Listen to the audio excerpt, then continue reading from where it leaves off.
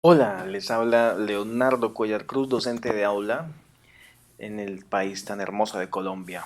El presente es un video de opinión que expresa el sentir personal de Leonardo Cuellar. Durante la última semana las alarmas sobre el COVID-19 han vibrado con mayor resonancia aquí en este país, en Colombia, llevándonos al día de hoy a estar comprometidos realmente con la ejecución de planes para contener la propagación, lo cual nos obliga a los docentes a rediseñar nuestros planes de estudio.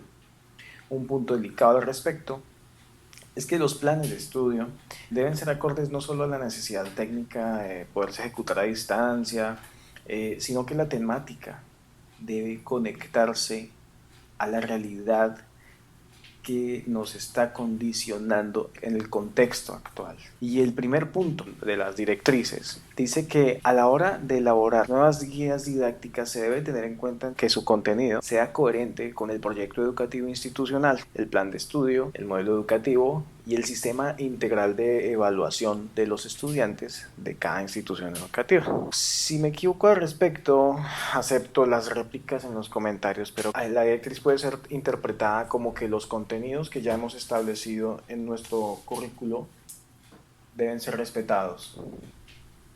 Pero resulta que la realidad, la cotidianidad cambió, y no solamente en Colombia, sino que cambió en el mundo entero. Durante años en Colombia el sistema educativo no ha tenido, al menos en mi caso personal, cuando fui escolar, no había una contextualización de la realidad que se vivía. La he venido a comprender después de adulto, que me doy cuenta, y me hubiera sido qué útil saber qué estaba pasando. No se puede pretender seguir con los mismos temas en los planes de estudio como si nada hubiera pasado en el mundo.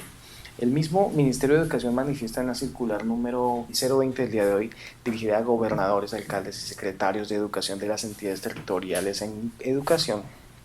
El día de hoy es el 16 de marzo del 2020, que a partir del 20 de abril se reactivará el trabajo académico en casa, con metodologías pedagógicas innovadoras y flexibles, apoyadas en contenidos digitales, físicos y orientando a la red de cuidadores sobre el manejo de horarios, hábitos académicos, así como el proceso de aprendizaje de los niños, niñas y adolescentes. Líneas abajo de la página 4 mencionan la importancia de convertir en una posibilidad educativa la situación actual.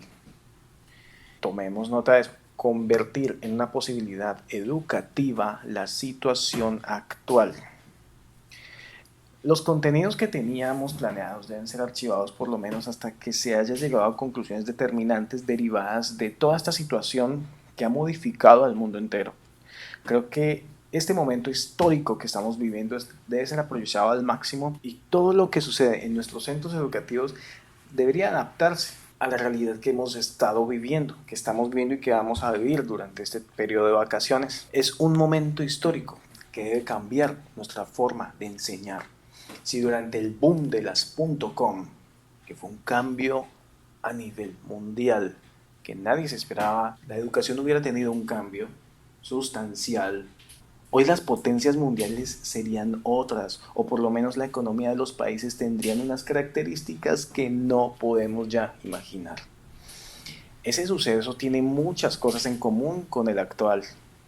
Como son o pueden ser tantas cosas en común, me limitaré a mencionar los cambios bruscos en la economía mundial causados por el COVID-19. Son una oportunidad de oro en la que las nuevas generaciones pueden encontrar un lugar, pero solo lo van a poder encontrar si están preparados, si han analizado el contexto histórico, si han analizado el contexto mundial. Solo así las van a poder encontrar. Y dos, no estamos seguros de que este tipo de cosas se vuelvan o no se vuelvan a repetir. Y si aprovechamos adecuadamente la situación que estamos viviendo, pues vamos a estar mucho mejor preparados para sobrevivirlas. Es por eso que esta situación bien utilizada en el sistema educativo, bien utilizada, significa que trastoque nuestros planes de área. Nos está brindando la mayor de las herramientas para sobrellevar cualquier tipo de otras dificultades con mayor asertividad. Los contenidos que estaban planeados por áreas, aunque tuvieran cierta coherencia entre sí, en los respectivos grados deben ser mucho más integrados, teniendo en cuenta con esta nueva situación la que muy probablemente los jóvenes tendrán que asumir unas actividades que, citando vagamente el documento de la entidad territorial en la que estoy, se habla de autoformación, trabajo cooperativo, tutorías a distancia y el aprendizaje abierto con el apoyo de los canales disponibles. Es algo muy sensato, ¿cierto?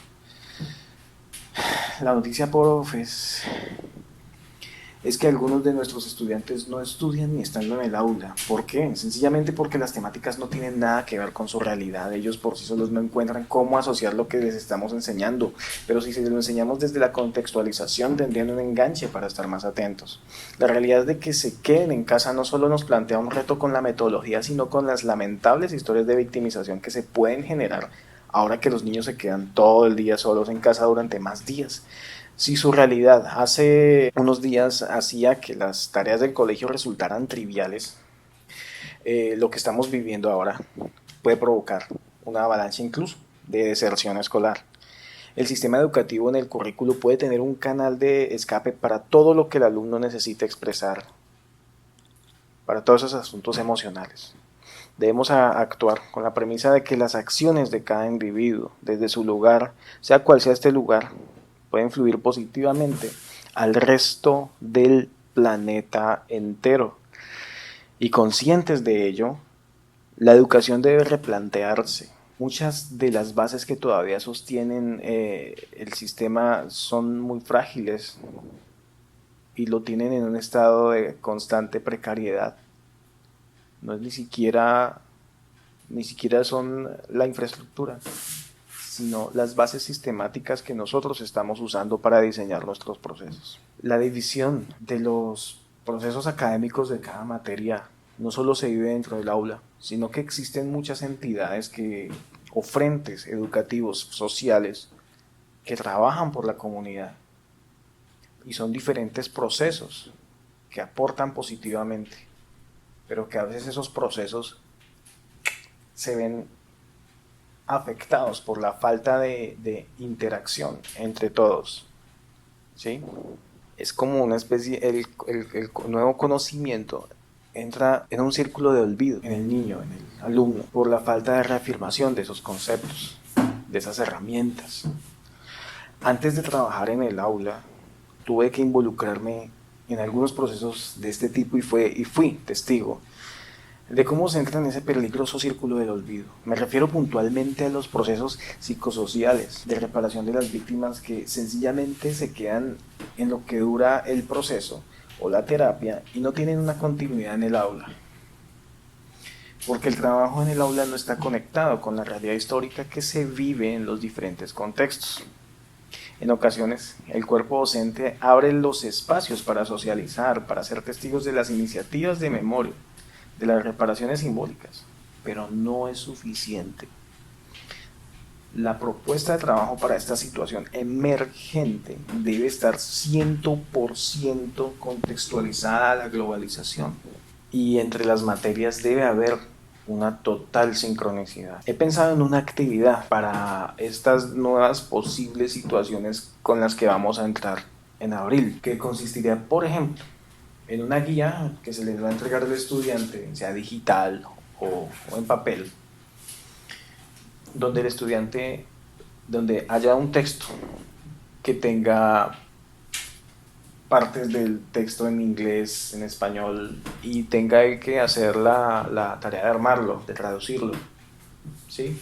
Y finalmente responder unas preguntas, unos cuestionamientos como que, por ejemplo, ¿sabías que esto estaba sucediendo? ¿Qué tipo de sentimiento experimentas ahora que sabes esto? ¿Cómo lo expresarías en un dibujo? ¿De qué color pintarías el texto que has leído? ¿Cuál es el resultado correcto de las estadísticas expuestas comparadas con las nacionales? ¿Podemos determinar que la topografía predominante en los países afectó de algún modo la diseminación del virus? Describe por qué crees que para detener enfermedades tan letales como el ébola, el hambre no se ha involucrado con el mismo nivel de compromiso todo el mundo. ¿Conoces a alguien que falleció a causa del COVID-19? ¿Cómo lo afrontaste? ¿Necesitas ayuda? ¿Escucharon esa pregunta? ¿Necesitas ayuda? Eso podría estar en las evaluaciones. Cuando uno siente, oh, ¿qué? ¿Esto qué fue? Los procesos de reproducción del virus suceden en otro tipo de interacciones celulares. Bueno, cada área, cada docente puede lograr encajar dentro de ese contexto los cuestionamientos y los aportes que puede hacer. Si contextualizamos más nuestro PEI, el impacto para un futuro cercano será mucho más positivo. ¿Qué les estamos dejando a las nuevas generaciones?